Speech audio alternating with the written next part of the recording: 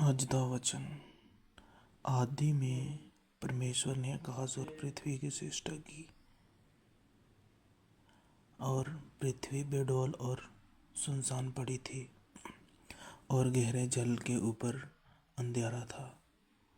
तब परमेश्वर का आत्मा जल के ऊपर मंडराता था। तब परमेश्वर ने कहा, उजाला हो। और परमेश्वर ने उजाले को देखा कि अच्छा है, और परमेश्वर ने उजाले को अंधेरे से अलग कर दिया। और परमेश्वर ने उजाले को दिन और अंधेरे को रात कहा, तथा सांझ हुई, फिर भोर हुआ। इस प्रकार पहला दिन हो गया। फिर परमेश्वर ने कहा, जल के बीच एक ऐसा अंतर हो कि जल दो भाग हो जाए।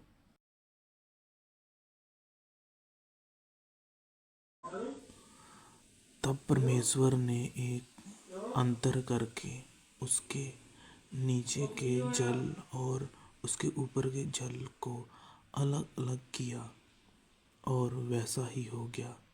और परमेश्वर ने उस अंतर को आकाश कहा, तथा सांझ हुई, फिर भोर हुआ।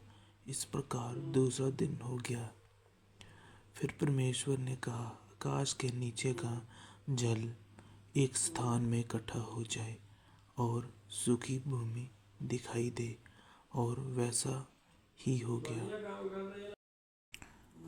और परमेश्वर ने सूखी भूमि को पृथ्वी कहा, तथा जो जल इकट्ठा हुआ उसको उसने समुद्र कहा। और परमेश्वर ने देखा कि अच्छा है।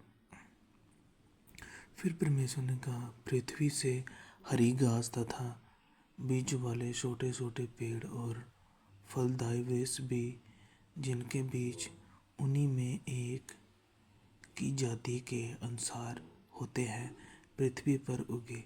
और वैसे ही हो गया।